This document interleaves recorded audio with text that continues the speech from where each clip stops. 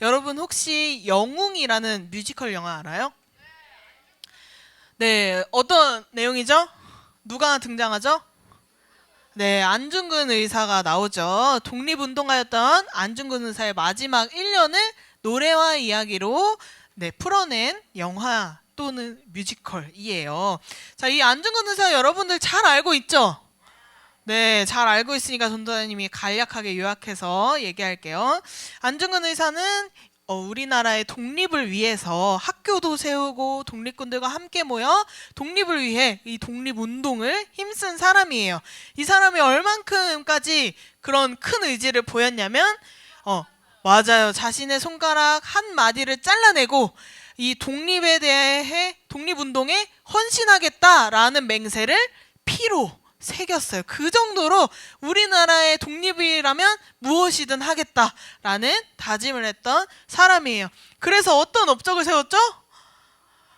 네, 일본의 주요 인물이었던 이토 히로부미도 사살하고 여러 가지 역할들을 했는데 국가의 독립을 위해 그렇게 열심히 살다가 30대 한 초반의 나이로 감옥에서 사형을 당하게 되었어요. 안중근 의사뿐만이 아니라 우리나라에 많은 독립운동가들이 있었는데 그 중에서 감옥에 붙잡히고 했던 독립운동가들의 나이를 혹시 알고 있어요? 여러분? 알고 있어요? 한 몇 살 정도 될 것 같아요? 30? 20? 네, 여러분 유관순 열사 알죠? 유관순 열사가 감옥에 붙잡힌 나이가 어떻게 될까요? 맞아요. 유관순 열사가 감옥에 들어갔을 때가 18살이에요. 굉장히 어리죠. 또 여러분들이 모르는 사람도 굉장히 많이 있지만 독립운동가들 중에 가장 어렸던 독립운동가는 몇 살인지 알아요? 그거보다는 높아요. 그러니까 독립운동하다 감옥에 들어간 14살입니다. 여러분들과 불과 한두 살밖에 차이가 나지 않는 것을 볼 수 있어요. 대부분이 평균적으로 16세에서 17세 그 정도 되는 사람들이 열심히 독립운동하다가 감옥에도 갇히고 죽기도 하고 고문도 당하는 그런 일들을 겪었어요. 이들은 이렇게도 어린 나이에 이런 큰 헌신을 보였는데 이 사람들은 어떤 마음으로 살았기에 이렇게까지 헌신할 수 있었을까요? 여러분들이라면 가능하겠어요? 네, 너무 솔직해서 좋아요. 전도사님도 사실 잘 모르겠어요. 그런 상황이 닥쳤을 때 내가 정말 내 목숨까지도 내놓고 열심히 독립을 위해 운동한다? 너무 어려울 것 같아요. 전도사님 같은 나이에도 어려운데 그렇게 어렸던 그때 그 시절의 사람들이 왜 이렇게 자신의 삶과 자신의 유익을 다 포기하고 독립을 위해서 그렇게 힘썼을까? 그 이유는 하나예요. 그 사람들의 눈에는 대한민국의 독립 외에는 아무것도 보이지 않았기 때문이에요. 그 사람들의 삶의 목적이 독립 한 가지만 있었던 거예요.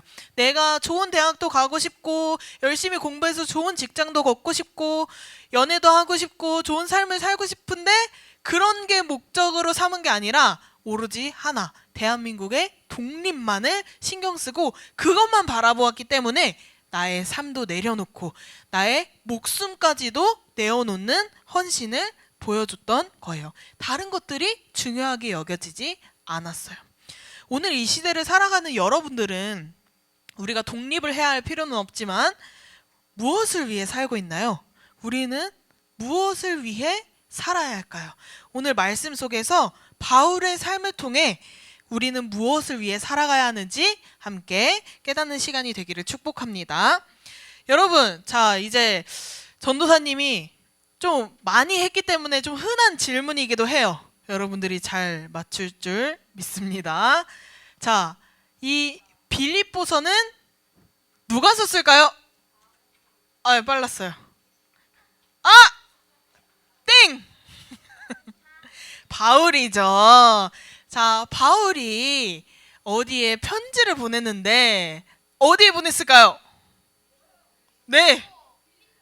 좋아요, 좋아요. 빌립보 교회에 보낸 편지가 빌립보서입니다. 아주 잘 맞췄어요. 자, 바울은 어떤 사람인지 여러분 이제 다 알죠? 바울 아직 모르는 사람?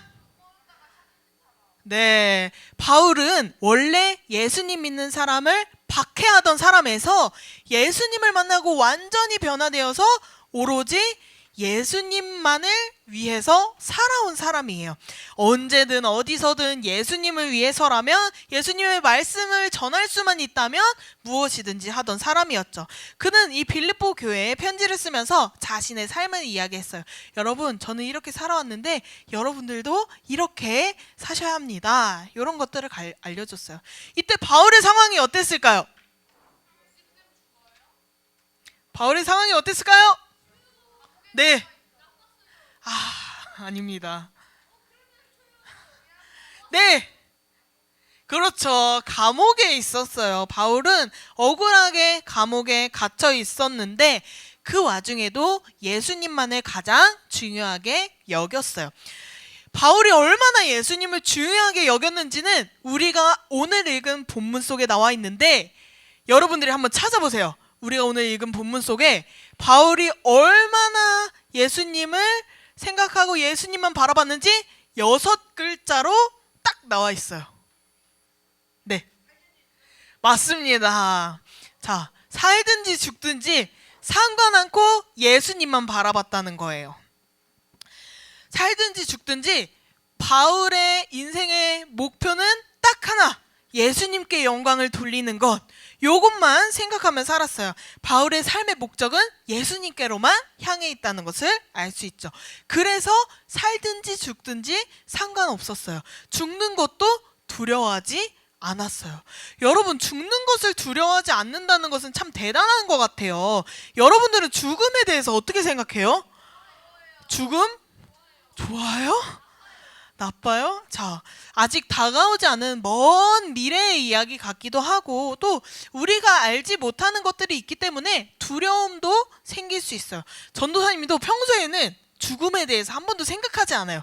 평소에 뭐 밥을 먹으면서 갑자기 내가 밥에 목에 걸려가지고 죽으면 어떡하지? 라는 생각은 하지 않아요. 근데 딱 어떤 사건이 있을 때 전도사님 죽음에 대해서 생각을 하게 돼요.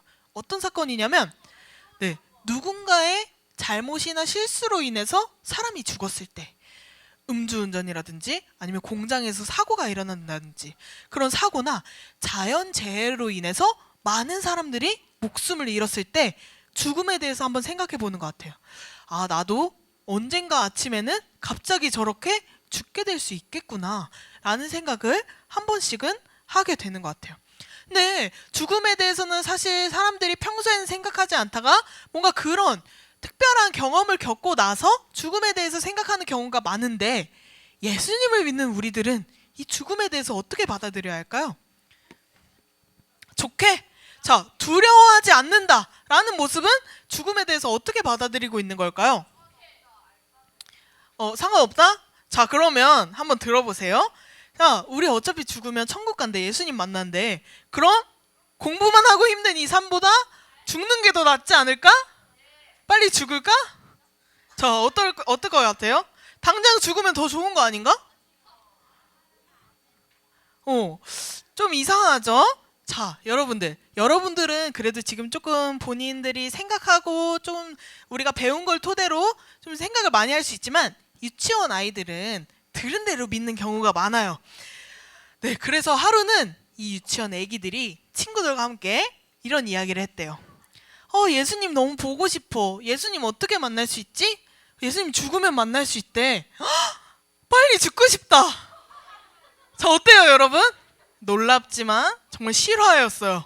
정말 애기들이 예수님 죽으면 만날 수 있다고, 죽진 않았어요. 죽으면 만날 수 있다는 말에 나 빨리 죽고 싶어 라고 이야기를 한 거예요. 정말 싫어요. 전도사님이 직접 들었어요. 네. 어때요? 예수님 보고 싶으니까 나 지금 죽을래.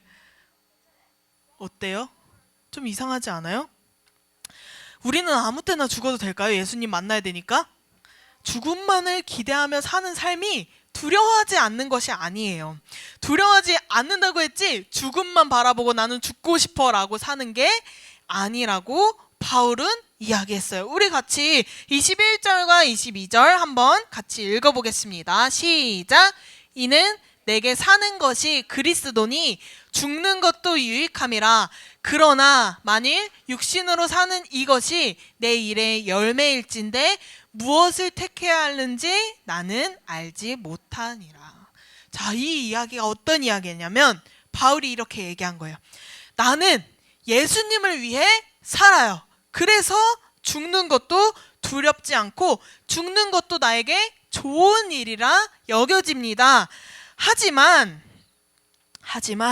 살아있는 동안 예수님을 위해 일하고 예수님을 전하는 일을 할 수 있기에 사는 것과 죽는 것 중 어느 것을 선택해야 할지 잘 알 수 없습니다. 이렇게 고백을 하는 거예요. 예수님께서는 바울도 포함해서 우리 모두를 지으신 이유가 있어요. 우리가 이 땅에서 꼭 해야 할 일이 있는 거예요. 우리가 오늘도 살아 숨쉬는 이유는 이 땅에서 해야 할 사명이 남아있기에 아직도 이 땅에 살아있는 것이죠. 이 사명을 해내는 일이 하나님이 기뻐하시는 일이에요. 바울은 사는 것도 죽는 것도 모두 예수님을 위해서라고 생각했기 때문에 죽음도 두렵지 않다고 고백한 거예요. 그럼 이 땅을 살아가는 우리에게도 하나님께서 맡겨주신 일이 분명 있어요. 그러면 여러분들에게 맡겨진 그 사명은 뭘까요? 전도하기, 또 하나님 알기, 기도, 또 예배하기. 자, 여러분들이 말한 게 모두 다 정답이에요. 근데 이 말을 하나로 아우를 수 있는 말이 있어요.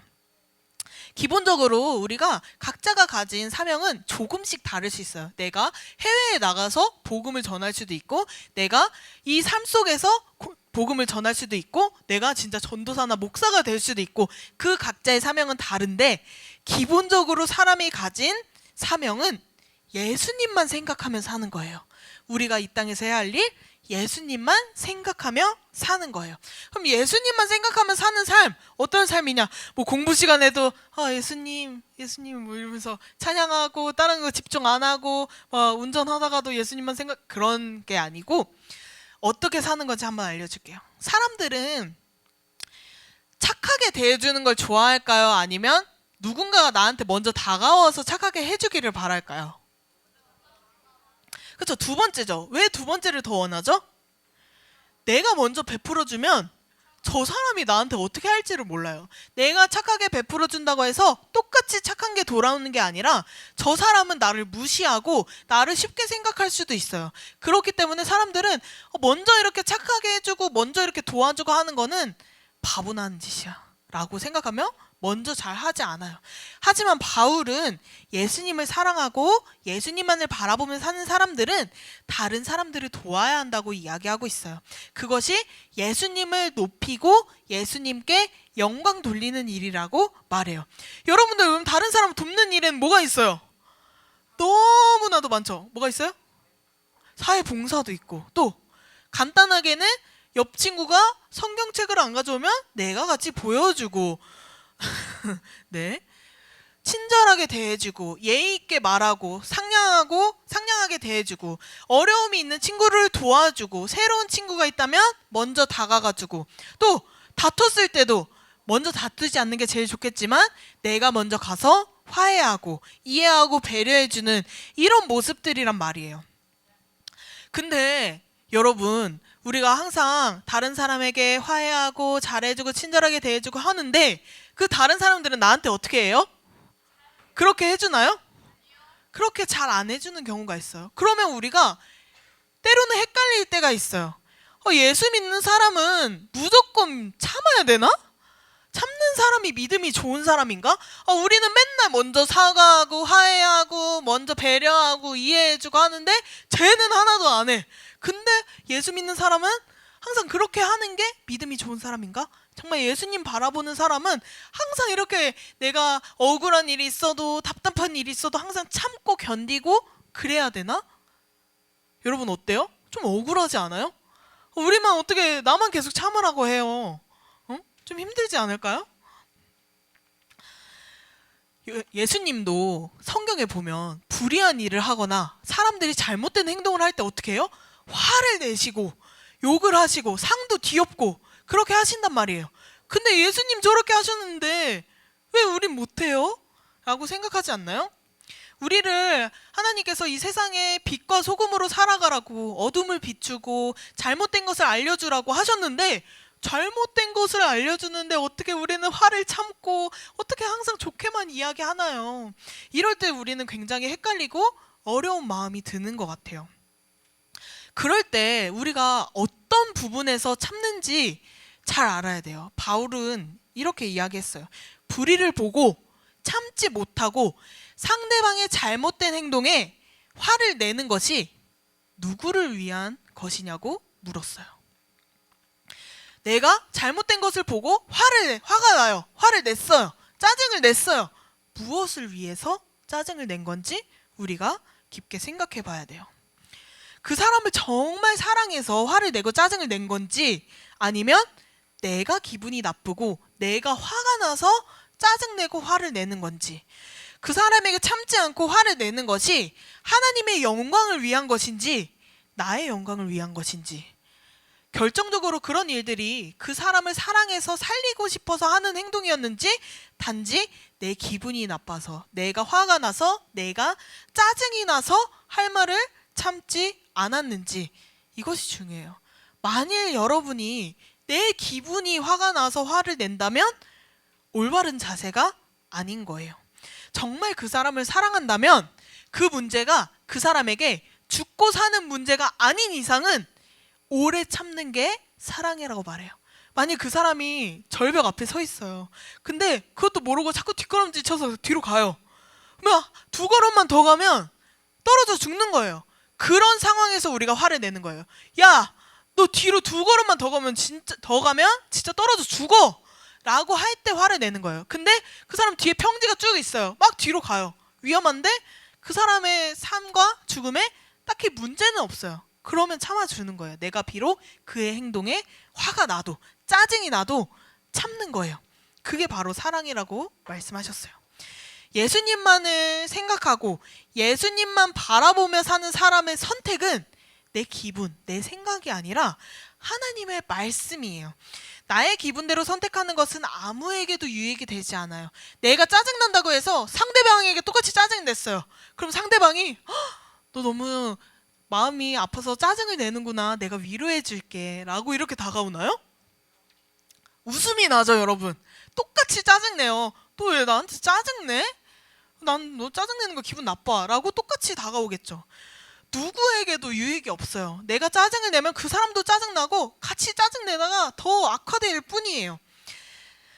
그래서 내가 기분이 나쁘다고 내가 화가 난다고 짜증내거나 화를 내는 것이 아니에요. 하나님 말씀에 틀렸거나 하나님을 무시하는 일에 화를 내는 거예요. 특히 그런 일 중에서도 그 사람이 내가 말해주지 않으면 죽는다. 그런 순간에만 말해주는 거예요. 그 외의 모든 순간은 오래 참는 것이 사랑인 것이죠. 우리가 옳은 말, 맞는 말만 한다고 해서 하나님이 기뻐하시는 게 아니에요. 덕을 세우는 말이 중요한데 덕을 세운다. 무슨 말이냐면 하나님의 선하심을 닮은 말이에요. 내가 아무리 옳은 말하고 맞는 말 한다고 해서 상대방에게 상처를 주고 상대방에게 짜증나게 하고 한다면 옳은 말이 아닌 거예요. 우리가 하나님의 선하심을 닮은 말을 해야 되는 거죠. 바울도 이런 일을 겪었어요. 바울이 감옥에서도 열심히 예수님을 전했거든요. 자기를 찾아오는 사람이든 어쨌든 모여있는 사람마다 어떻게든 전하려고 노력했어요. 감옥의 간수를 통해서도 전하고 주변에 같이 갇혀있는 사람들에게도 계속해서 그 복음을 전했어요. 근데 이런 바울을 보고 어떤 사람들은 와, 어떻게 바울은 감옥에서도 저렇게 예수님 말씀을 전할까? 라면서 감탄하고 존경하고 사랑하는 사람들이 생겼어요. 그런데 반면에 쟤는 진짜 인기가 없고 싶은가 봐. 감옥에서까지도 저렇게까지 유세를 떨고 싶을까? 라며 시기 질투하는 사람들이 생겨났어요. 바울이 이 시기 질투하는 것을 들으면 어땠을까요? 좀 황당하고 어이없지 않겠어요? 그리고 그 사람이 미웠을 것 같아요. 아니 내가 지금 감옥에 갇혀 있는데 그런 나를 시기하고 질투를 하다니 라는 생각이 들었을 것 같아요. 근데 그때 바울의 행동은 그 사람들을 향해 화를 내거나 뭐라고 하지 않아요. 왜냐면 바울은 더 중요한 것을 바라봤어요. 왜냐면 그 바울을 시기하고 질투하던 사람들이 내가 더 바울보다 유명해지겠다고 예수님을 전하기 시작한 거예요. 내가 저 감옥에 있는 바울보다 더 유명해지고 내가 더 인기 있어질 거 하고 예수님을 전하기 시작한 거예요. 그래서 바울은 가만히 냅뒀어요. 어쨌든 저 사람을 통해서 예수님의 말씀이 더 많은 사람들에게, 더 많은 곳에 전파됨을 보고서 내가 기분이 나쁘지만 내 기분에 초점을 맞춰서 행동하지 않고 오로지 예수님의 복음이 전해지는 것만 생각하고 가만히 있었어요. 내가 밉고 짜증나고 그런 기분보다는 예수님에게만 집중한 모습을 보인 것이죠. 하나님은 이럴 때 우리에게 능력을 보여주세요. 여러분들이 약하다고 느낄 때, 우리에게 문제가 생긴 것 같을 때 그때 우리에게 능력을 더해주세요. 우리의 능력이 되어주세요. 우리에게 닥친 이 어려움과 문제들에만 집중하고 있는다면 하나님의 능력을 볼 수 없어요. 우리의 약함을 인정하고 드러내고 예수님만을 따라가고 예수님만 바라볼 때 그때 우리의 능력이 되어주셔서 우리의 약함은 가리고 더 좋은 길로 사용해 버리시는 거예요. 바울도 자신을 비방하는 사람들, 시기하고 질투하는 사람들이 너무도 미웠을 거예요. 그런데 내버려뒀더니 나를 더 시기 질투하는 모습들이 더 커지고 나에게 문제가 더 커지는 것이 아니라 오히려 바울을 비방하는 사람들을 통해 복음이 널리 전파되는 그런 상상조차 못한 전개가 펼쳐진 거예요. 바로 하나님께서는 그 우리의 문제를 이렇게 바꿔서 사용하시는 거예요. 근데 이 능력을 경험하기가 참 어렵고도 쉬워요. 하나님의 일이 다 그래요. 어려운데 쉬워요. 쉬운데 어려워요. 여러분들은 우리의 문제, 우리의 연약함에 집중하지 않고 우리의 약함을 인정하고 하나님을 바라봐야 돼요. 예수님을 바라볼 때 그때 하나님이 우리의 능력이 되어주셔서 이런 식으로 좋은 방향으로 바꿔서 인도하신단 말이에요. 우리가 상상하지 못하는 방법으로 말이죠. 그러려면 우리가 어떻게 해야 돼요? 이렇게 많은 문제가 있어도 예수님만 따라가는 거예요. 예수님만 바라보는 거예요. 예수님께만 집중하는 거예요. 여러분 혹시 사진 잘 찍는 친구들 있어요? 사진 잘 찍는 친구 꽤 많네요. 나중에 사진 부탁해요. 자, 사진 찍을 때 기법 중에 아웃포커싱이라는 기법이 있어요. 혹시 뭔지 알아요? 아웃포커싱이라는 기법이 있는데 여러분들이 모를까봐 그림으로 준비했어요. 자, 이렇게 넓은 꽃밭에 예수님이 한가운데 계시죠? 여기서 아웃포커싱으로 사진을 찍으면 어떻게 되느냐? 조금 오버해서 만들었어요. 이렇게 보이는 거예요. 어때요? 한눈에 알아보겠죠? 자, 어떠냐면 마음에 드는 대상, 정말 내가 중요하게 생각하는 대상만 초점을 맞춰서 선명하게 하고 나머지 배경은 흐릿하게 날려버리는 거예요. 근데 때로는 우리 삶에 이런 아웃포커싱이 필요한 것 같아요. 특별히 힘들고 어려운 일을 만났을 때 필요한 것 같아요. 그런 어려움들은 우리가 흐릿하게 포커싱 빼버리고 예수님께만 초점을 맞췄으면 좋겠어요. 힘든 일들을 덮어두고 모른 척 하라는 건 아니에요. 예수님 안에서 이겨낼 힘을 얻기 위한 아웃포커싱이에요. 우리가 문제들을 이렇게 배경으로서 다 흐릿하게 만들어 놓고 주님께만 집중할 때 주님의 능력이 내 능력이 돼서 이 문제들을 해결해 주세요. 우리의 문제가 아니라 해결하실 주님만을 바라보고 이겨낼 힘을 얻는 거예요. 이 어려움을 이겨내는 것은 내가 하는 게 아니에요. 여러분들이 하는 게 아니에요. 오직 주님이 우리와 함께 하셔서 그 능력으로 해결해 주시는 거예요. 우리가 문제를 잠잠히 인정하고 받아들일 때 그때 비로소 우리에게 중요한 예수님이 보일 거예요. 그 예수님께 집중할 때 주님께서 우리의 모든 문제를 해결해 주심을 여러분이 믿으시면 좋겠어요.